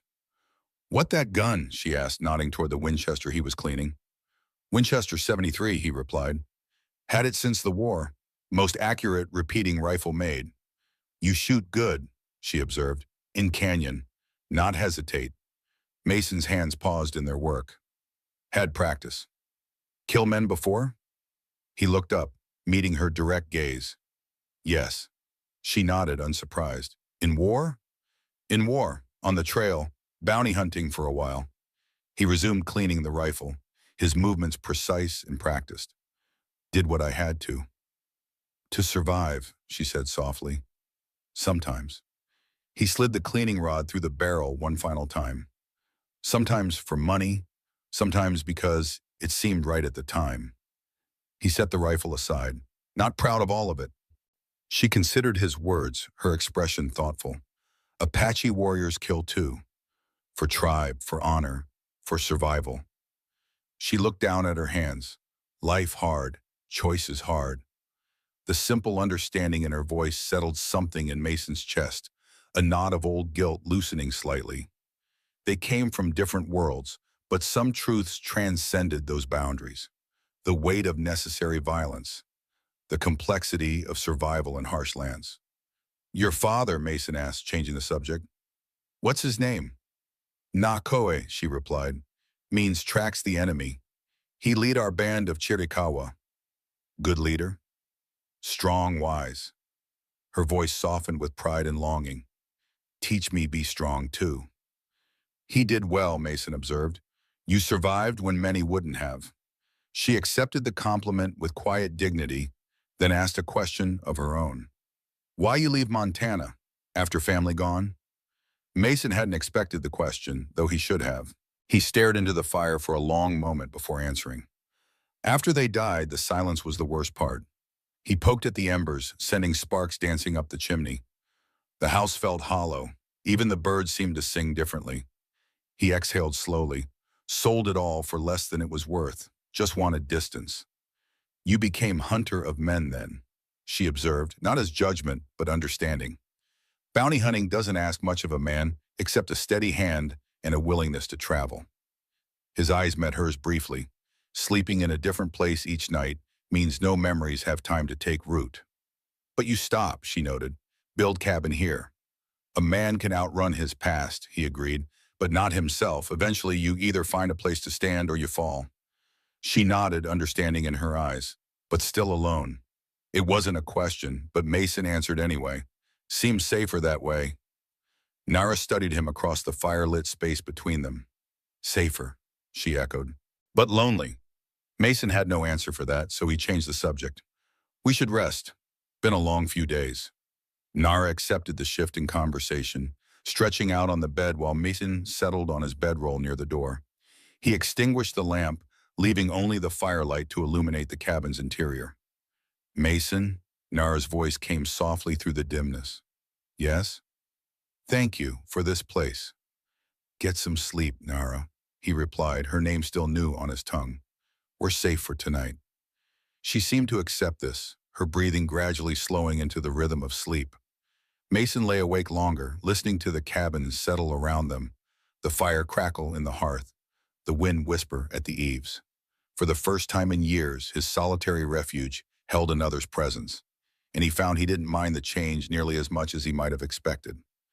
When sleep finally claimed him, it was deeper and more restful than any he had known since leaving Montana behind. Morning arrived with golden light streaming through the cabin window and the cheerful sound of birdsong from the surrounding forest. Mason woke instantly, alert from years of trail habit, his hand reaching for the revolver beside his bedroll before memory caught up with instinct. The cabin, Nara, safety, at least for now. He sat up surveying the quiet room. The bed was empty, the blanket neatly folded at its foot. For a moment, alarm shot through him. Had she fled during the night? Then he heard movement on the porch, soft footsteps crossing wooden boards, and relief replaced concern. Mason rose, pulling on his boots before stepping outside. The morning air carried a chill that promised autumn's approach, fresh and sharp in his lungs. Nara stood at the edge of the porch, watching the sunrise paint the eastern sky in shades of gold and pink. She had washed again, her hair damp and loosely braided, her torn dress looking cleaner in the morning light. She turned at the sound of the door, offering a small nod of greeting.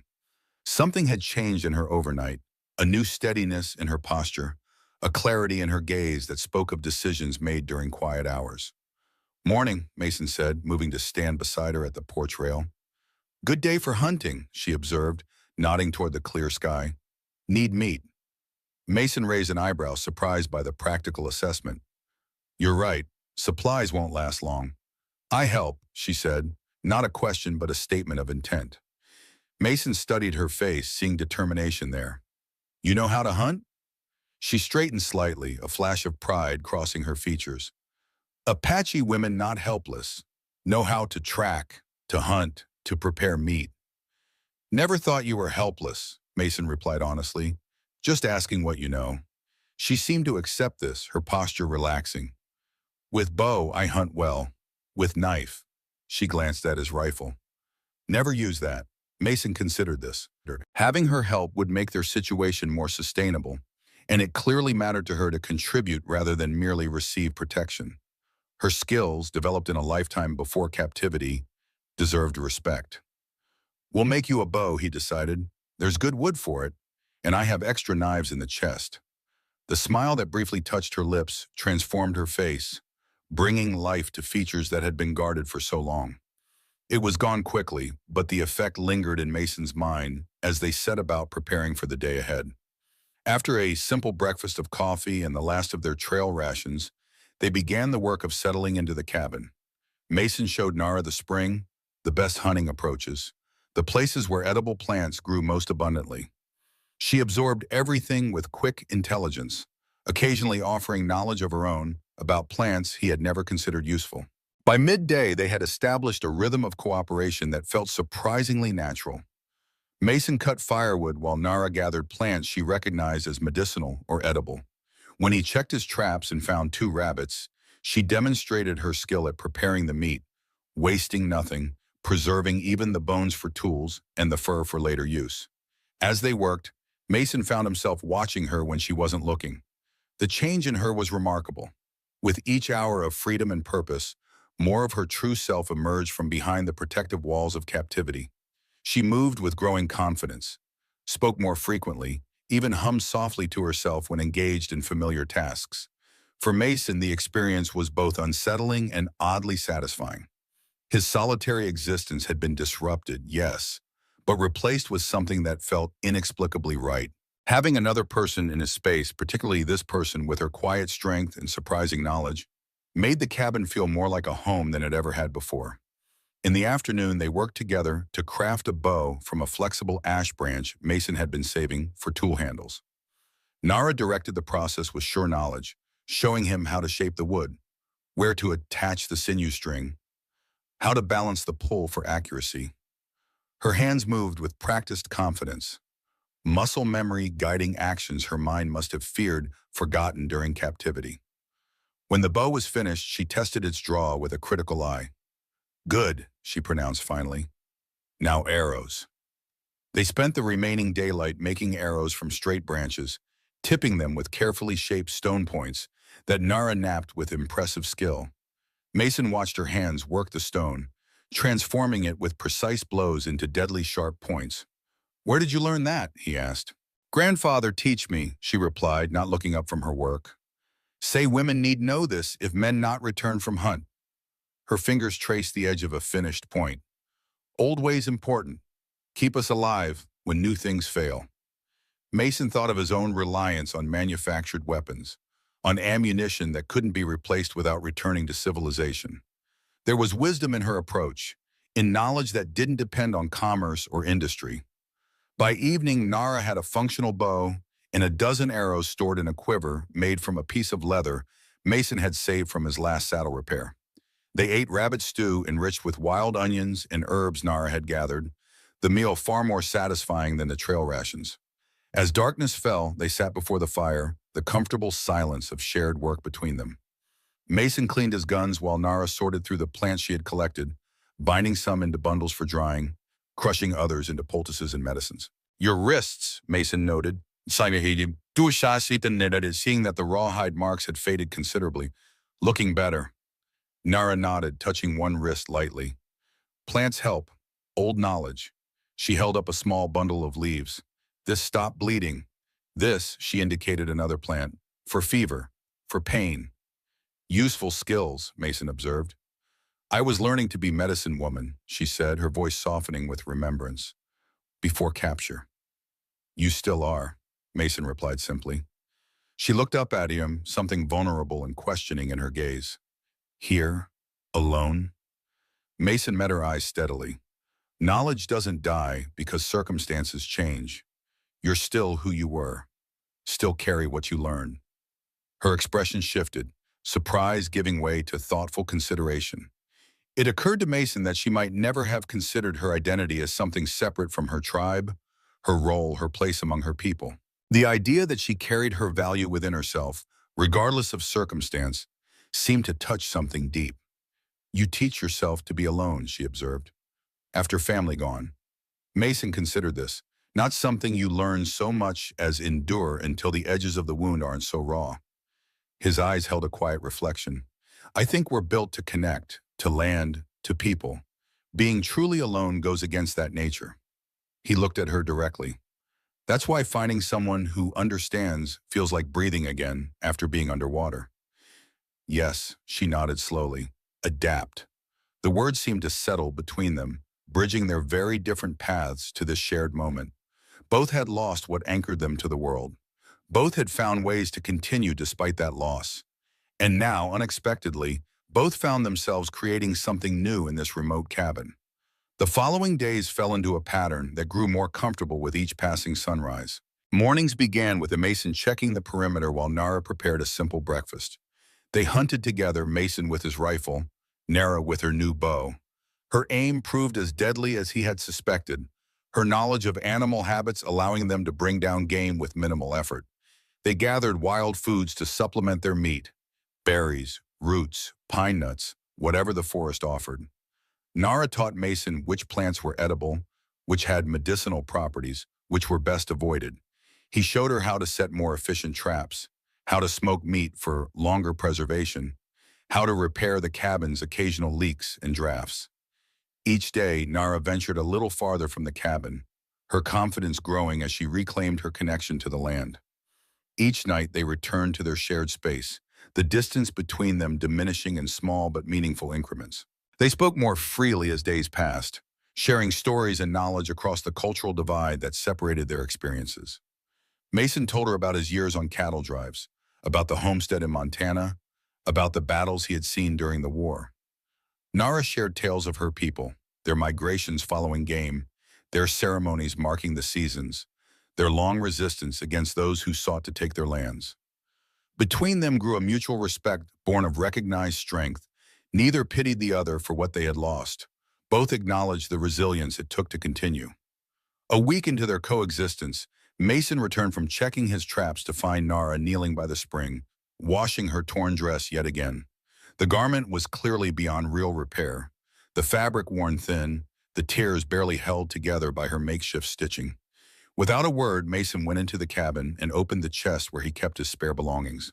At the bottom, wrapped in oilcloth and preserved against memory's pain, lay a bundle he had not opened in years. He carried it outside and approached Nara, who looked up questioningly. "Elizabeth's things," he said simply, holding out the bundle. "Might fit you, better than what you have now." Nara's eyes widened, understanding the significance of the offer. She rose slowly, water dripping from her hands. "You sure?" Mason nodded, a tightness in his throat that had surprised him. She'd want them used, not stored away in darkness. Nara accepted the bundle with careful hands, her eyes on Mason's face rather than the gift itself. "Thank you," she said softly, the words carrying weight beyond their simplicity. Later that day, when Mason returned from hunting, he found Nara waiting on the porch. She wore one of Elizabeth's dresses, a simple blue cotton garment that had been modified with careful cuts and stitching to better fit her smaller frame. She had added elements of her own culture, a belt woven from plant fibers, decorative beading salvaged from her old dress incorporated at the neckline. The sight stopped Mason in his tracks, not because she looked like Elizabeth, she didn't, not in the slightest, but because the dress had transformed from a painful relic into something alive again, useful, part of a continuing story rather than an ended one. "Is good?" Nara asked, uncertain in the face of his silence. Mason found his voice. "It's good. Suits you." She smiled then, a real smile that reached her eyes, perhaps the first he had seen from her. The expression changed her entire face, revealing the woman who existed beneath the layers of survival and caution. That evening, as they ate dinner, a comfortable silence between them, Mason found himself contemplating the strange path that had led them here. A month ago, he had been alone, drifting through frontier towns, taking occasional work, belonging nowhere. Now his cabin held another presence, his days a shared purpose, his future suddenly less certain but somehow more substantial. "I've been thinking," he said finally, setting down his plate. "Harlan's still out there. Man like that doesn't give up easy." Nara's expression darkened at the mention of her former captor. "He come here?" Eventually, Mason acknowledged. "He strikes me as the type to hold a grudge, especially after losing 2 men." She nodded, having reached the same conclusion. "What we do?" Mason considered the question carefully. "We have options. Could move on, find somewhere new, could try to locate your people, get you back to them, or we could stay, prepare, make this place defensible." Nara was quiet for a long moment, her eyes on the fire. When she finally spoke, her voice carried the weight of careful consideration. "My people may not be where they were.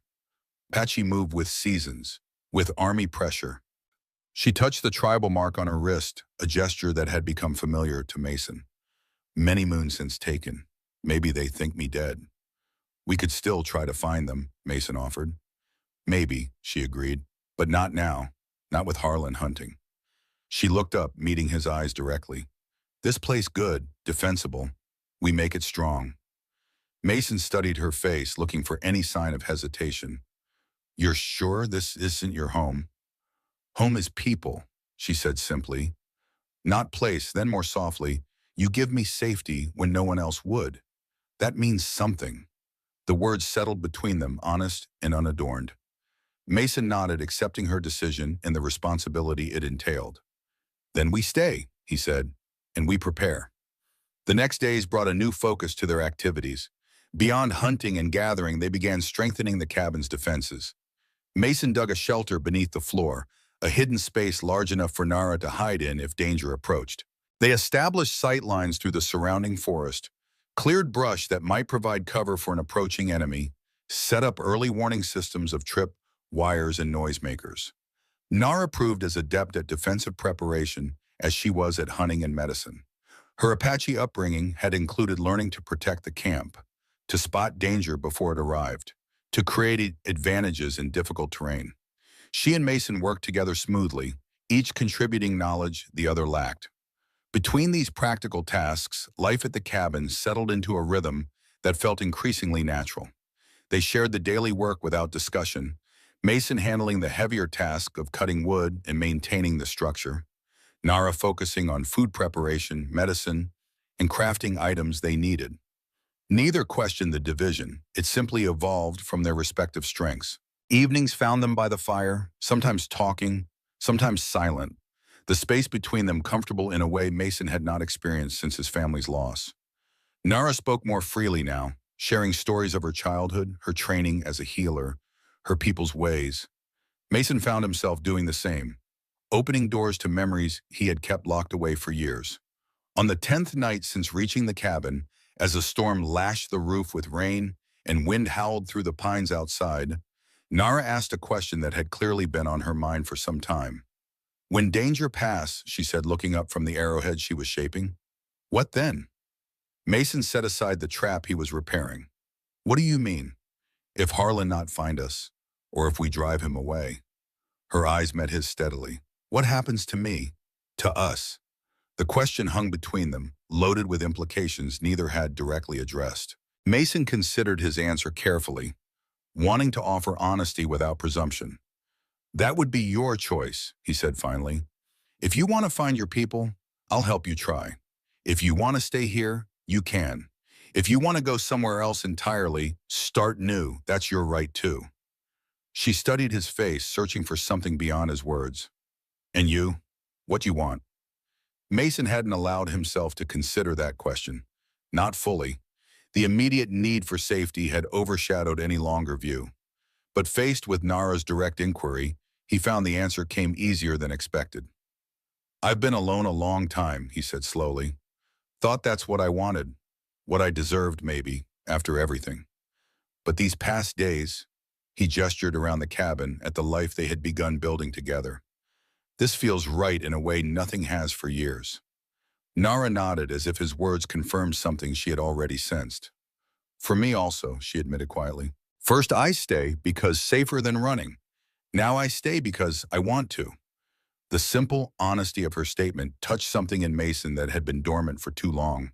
He reached across the space between them, offering his hand palm up, not demanding, just offering connection. After a moment's hesitation, Nara placed her hand in his, the contact light but deliberate. "Then we face whatever comes," Mason said, "and after that, we decide the future together." Nara's fingers tightened slightly around his, the pressure and affirmation more eloquent than words. Outside, the storm continued its assault on the mountain, but within the cabin's walls, something weathered and broken in both of them began the slow process of healing. As they sat by the fire, hands still joined in that tentative connection, the sound of the rain on the roof created a cocoon of isolation that felt not like loneliness, but like sanctuary. Whatever dangers waited beyond the storm, whatever decisions lay ahead, this moment held its own complete truth. Two souls who had lost everything, finding in each other the courage to begin again. In that quiet understanding, with the fire's warmth against the storm's chill, they discovered a peace neither had thought to find again in this harsh and beautiful world.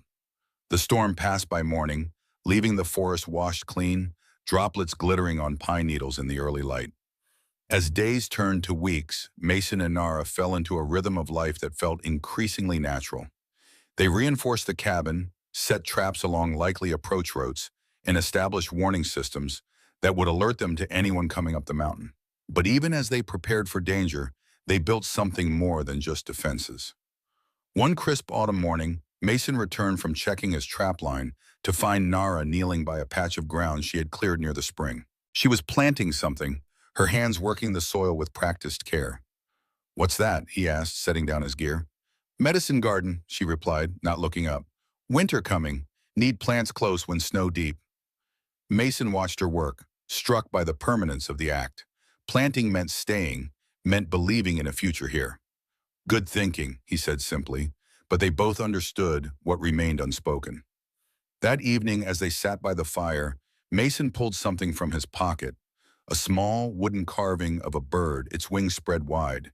He'd been working on it in stolen moments, an old skill from his homestead days when long winter nights demanded occupation.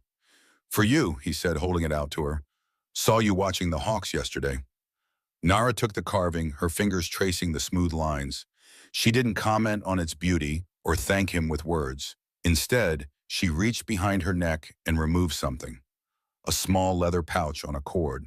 Opening it, she produced a polished stone etched with markings similar to her wrist tattoo. "Protection," she said, placing it in his palm. "Family stone, passed through generations." Mason understood the weight of the gift, something she had managed to keep hidden even during her captivity, a connection to her people that she now shared with him. He closed his fingers around it, nodding his acceptance. The first snow came early that year, blanketing the clearing and weighing down pine branches. It brought a deeper quiet to the mountains, a stillness broken only by the occasional crack of a branch shedding its white burden. Mason and Nara kept mostly to the cabin now, venturing out only for necessities. On a particularly cold morning, Mason woke to find Nara already up, standing tense by the window. "Smoke," she said when she sensed him behind her. "There." She pointed toward a distant ridge. Mason looked where she indicated. A thin column of smoke rose against the pale sky, too controlled to be a wildfire, too large for a lone traveler. "How many?" he asked. "Many fires, many people." They watched the smoke for a long time, neither speaking. Both knew what it likely meant. Harlan hadn't given up. "He waited for snow," Mason said finally. "Thinks it gives him advantage. Harder for us to run." Nara's expression hardened. "We not run?" "No," Mason agreed. "Not this time." They spent the day in preparation, checking weapons, positioning supplies, ensuring every aspect of their defenses was ready. As darkness fell, they ate a simple meal in silence, each lost in thought about what morning might bring. "Mason," Nara said finally, her voice soft in the firelit room, "if tomorrow goes wrong—" "It won't," he interrupted, not wanting to hear what might follow. "If," she insisted. "Want, finding you at fair, best thing in my life." Mason looked at her across the table, at the woman who had transformed from a broken captive to a fierce partner. "Nara," he said, her name feeling right in his mouth. "I was lost before you. Just didn't know how much." She held his gaze, then reached across the table to take his hand. No more words were needed. Dawn broke cold and clear. They were ready before first light, positioned at different points with clear sight lines to the approaches. Mason had insisted Nara take the rifle. She had proven herself a natural shot during their hunting, while he kept his revolver and a shotgun he'd had stashed in the cabin. The first sign came just after sunrise, movement at the edge of the clearing. 3 men, spreading out, using trees for cover. Not a frontal assault, but a careful positioning. Mason caught Nara's eye from across the clearing and signaled with a subtle hand motion. She acknowledged with the barest nod, adjusting her position slightly. Then a voice called out, carrying clearly in the cold air. "Reed, I know you're up there. Let's talk business." Mason remained silent. Let Harlan think his position unknown. "Got 10 men with me," the voice continued. "Nowhere to run this time." Movement to the left drew Mason's attention. 2 more men working their way around the side of the clearing. Harlan was spreading his forces, looking to surround them. The bounty hunter was being more cautious this time. Still, Mason held his fire. Patience had saved his life more than once. "The girl's worth more now," Harlan called. "Army's offering 1,000 for the chief's daughter. You can walk away rich, Reed, or you can die on this mountain. Your choice." A glint of metal caught Mason's eye, sunlight on a rifle barrel, poorly concealed behind a fallen log. The man was too close to the cabin, in a position that threatened their escape route. Mason raised his hand slightly, catching Nara's attention, then pointed discreetly. She saw it too. Without hesitation, she sighted the rifle and fired. The shot cracked through the morning stillness. The man behind the log jerked backward, then lay still. Instantly, the clearing erupted in gunfire. Bullets thudded into the cabin walls, splintering wood and shattering the window. Mason fired the shotgun, driving back 2 men who had tried to rush forward in the confusion. The heavy buckshot tore through the underbrush, forcing them to retreat. "Kill the woman!" Harlan's voice rose above the gunfire. But I want Reed alive. Mason ducked as a bullet whined past his ear. He rolled to a new position, fired twice more. A cry told him at least one shot had found its mark. Across the clearing, Nara was a shadow among shadows, moving with the silence her people had perfected over generations, the Winchester speaking death each time she paused. 3 men down now, maybe 4.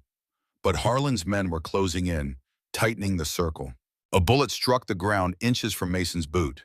Another splintered the corner post of the cabin porch. They couldn't hold this position much longer.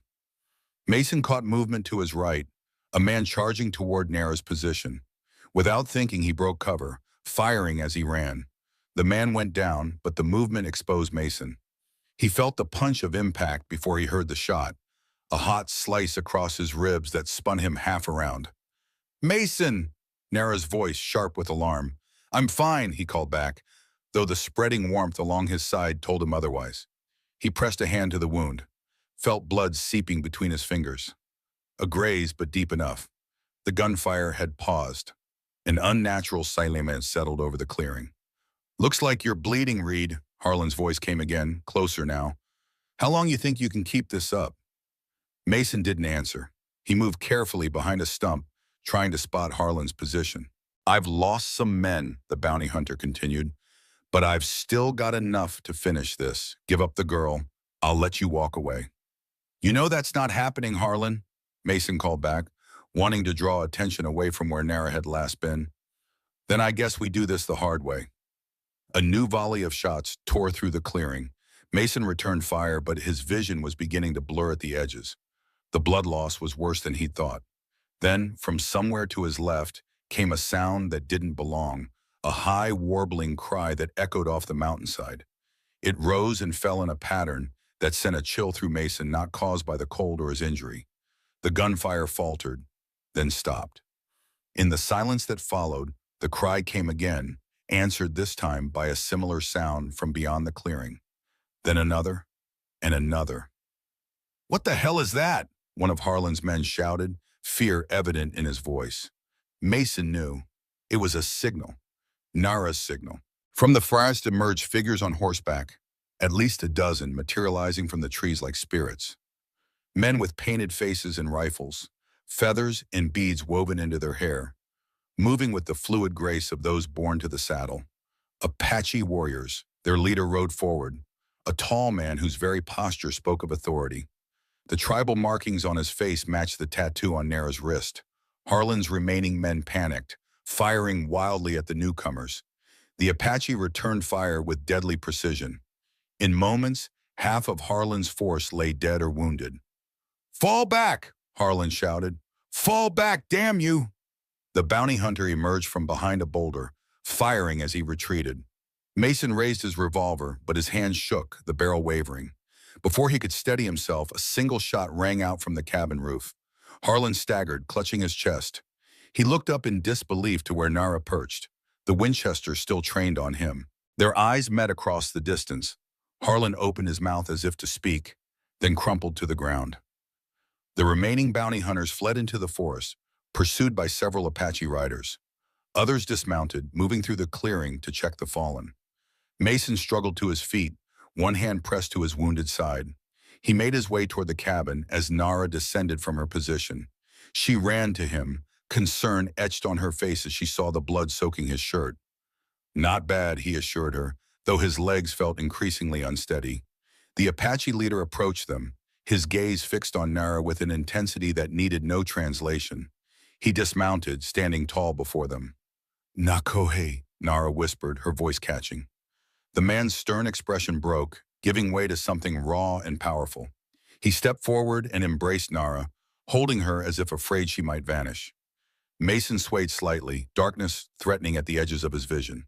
The last thing he saw before consciousness slipped away was Nara turning back toward him, her face caught between joy and concern, her father's arms still around her shoulders. He woke to the scent of herbs and wood smoke, a familiar smell that had become associated with safety in his mind. The cabin ceiling came into focus above him. He was in his own bed, his side bandaged, the pain dulled to a manageable throb. "He wakes," said a voice. Nara's voice, though not directed at him. He turned his head to see her sitting nearby, grinding something in a small bowl. Beyond her, the Apache leader, Nakohe, stood by the fire, his bearing no less impressive inside the small cabin than it had been on horseback. "Your woman has healing hands," Nakohe said in careful English. "Like her mother." "Your woman." Mason glanced at Nara, who continued her work without looking up, though a slight flush colored her cheeks. "How long?" Mason asked. 2 days, Nara replied. "Fever broke this morning." Nakohe approached the bed, studying Mason with eyes that seemed to see more than most. "My daughter says you freed her, protected her when no one else would." Mason struggled to sit up, wincing at the pull in his side. "She protected me, too." The chief nodded as if this confirmed something. "She says you offer her choice, stay or go. No man owns her." "That's right." A long, measuring look. Then, "Good man thinks this way." Over the next days, as Mason recovered, he learned the story. Nakohe's band had been searching for Nara since her capture months ago. They had tracked rumors and whispers across the territory, following her trail through towns and trading posts, always a step behind. When winter threatened to end their search until spring, they had made camp on the ridge, unwilling to abandon hope while so close. It was Nara's signal, a call she had learned as a child, used by her people when separated in the forest, that had finally brought them together. "Will you go with them?" Mason asked one evening as they sat alone by the fire, the Apache camp now established in the clearing below the cabin. Nara looked at him steadily. "Father asked me return." Mason nodded, a heaviness settling in his chest that had nothing to do with his healing wound. He had always known this might happen, had told himself from the beginning that her path was her own to choose. Still, the prospect of returning to solitude after knowing her presence left him hollow. "Your people need you," he said. "I understand." Nara continued to study him, her expression thoughtful. "He asked you come too." Mason's head came up sharply. "What?" "Apache need allies, good men who understand white ways but respect our ways." She leaned forward slightly.